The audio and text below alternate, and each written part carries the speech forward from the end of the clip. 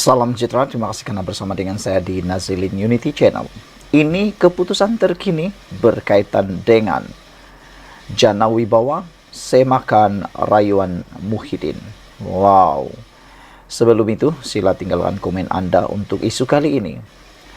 Hari ini disahkan 5 hakim akan menentukan semakan kehakiman Muhyiddin atau semakan 5 hakim Mahkamah Rayuan akan dengar semakan Muhyiddin.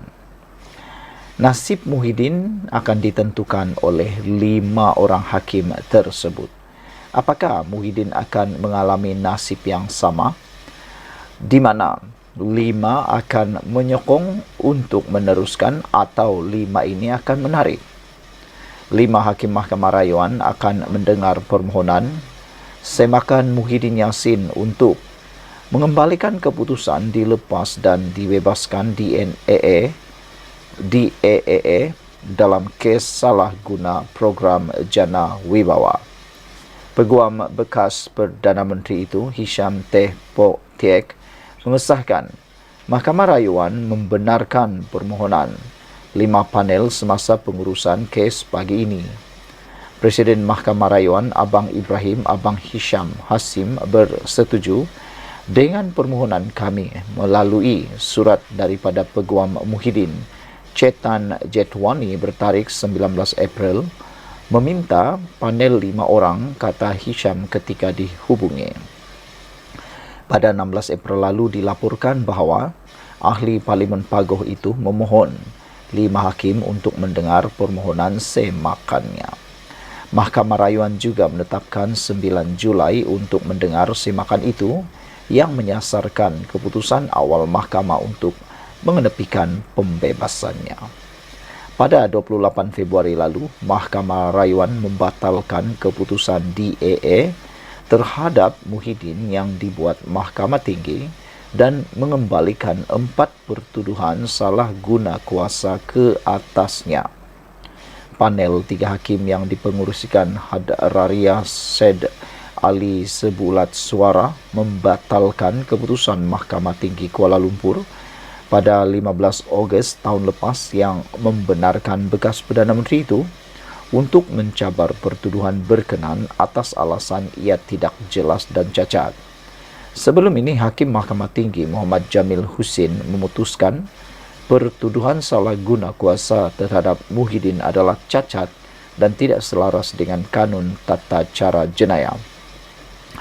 Dia juga berkata pertuduhan itu tidak mendedahkan butir-butir yang mencukupi mengenai dakwaan kesalahan di bawah Akta SPRM 2009. Muhyiddin masih menghadapi 3 pertuduhan berkaitan pengubahan wang haram yang belum selesai di Mahkamah Session Kuala Lumpur. Pada Mac tahun lalu di Mahkamah Session, Muhyiddin diminta dibicarakan atas 4 pertuduhan salah guna kuasa dan 3 pertuduhan pengubahan wang haram membabitkan 232.5 juta yang dikaitkan dengan Jana Wibawa. 4 pertuduhan salah guna kuasa itu dirangka mengikut Seksyen 23 dalam kurungan 1 Akta SPRM 2009, menduduhnya menggunakan kedudukan sebagai Perdana Menteri dan Presiden bersatu ketika itu untuk suapan 232.5 juta ringgit daripada 3 syarikat dan seorang individu antara Mac 1, 2020 hingga 20 Ogos 2021.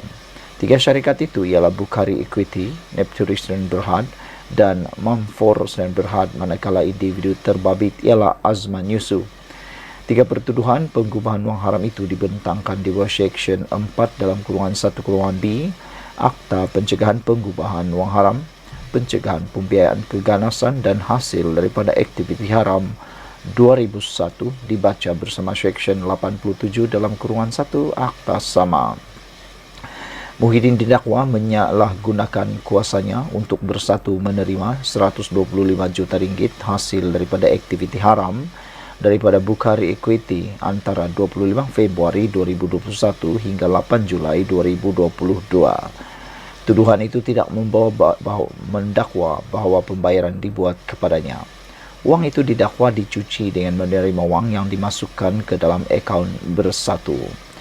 Sementara itu, Bernama melaporkan panel 5 hakim Mahkamah Rayuan akan mendengar permohonan bekas Perdana Menteri Muhyiddin Yassin mendapatkan kebenaran menyimak keputusan panel sebelum ini yang mengembalikan semula 4 pertuduhan salah guna kuasa membabitkan 232.5 juta ringgit terhadapnya.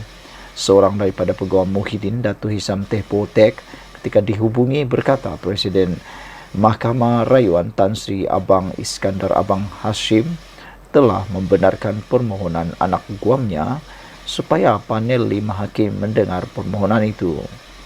Permohonan semakan di Mahkamah Rayuan biasanya didengar oleh panel 3 hakim sahaja.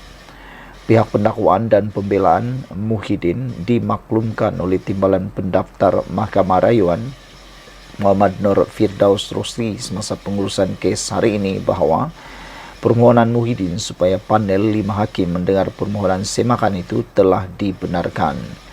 Hisham turut mengesahkan kepada Bernama bahawa 9 Julai yang ditetapkan oleh mahkamah bagi mendengar permohonan Muhyiddin berhubung kebenaran untuk menyemak keputusan panel sebelum ini dikekalkan. Hisham dan Peguam Datuk K. Kumaran dan Amir Hamzah Arsyad serta Low Wek Lok mewakili Muhyiddin semasa prosiding pengurusan kes, manakala Timbalan Pendakwa Raya Eng Siu Wei di pihak pendakwaan. Peguam Muhyiddin telah menulis surat kepada Presiden Mahkamah Rayuan pada 19 April lalu memohon supaya panel 5 hakim mendengar permohonan semakan itu, memandangkan terdapat isu penting berhubung undang-undang berkaitan bidang kuasa yang perlu ditentukan. Pada 27 Mac lepas, Muhyiddin memfailkan permohonan supaya mahkamah mengenepikan keputusan Mahkamah Rayuan sebelum ini yang mengembalikan 4 pertuduhan berkaitan salah guna kuasa terhadapnya, selepas Mahkamah Tinggi sebelum itu melepas dan membebaskan beliau daripada pertuduhan berkenaan. Dalam notis usulnya, beliau berkata keputusan Mahkamah Rayuan adalah terbatal atau menyalahi undang-undang kerana ia dibuat di luar bidang kuasa yang diberikan mengikut Seksyen 50 dalam kurungan 1 Akta Mahkamah Kehakiman 1967. Muhyiddin, 76 tahun sebagai Perdana Menteri ketika itu dan Presiden Bersatu didakwa menggunakan kedudukan beliau untuk suapan berjumlah 232.5 juta berkaitan projek Jana Wibawa daripada 3 syarikat iaitu Bukhari Equity Sdn Berhad, Nepturi Sdn Berhad dan Mamfor Sdn Berhad serta Datuk Azman Yusof bagi pihak parti berkenaan. Beliau dituduh melakukan perbuatan itu di Pejabat Perdana Menteri Bangunan Perdana Putra Pusat Pentadbiran Kerajaan Persekutuan di Putrajaya. Sekian dulu untuk kali ini. Jangan lupa tinggalkan komen anda, tekan butang subscribe. Kita jumpa lagi. Bye-bye.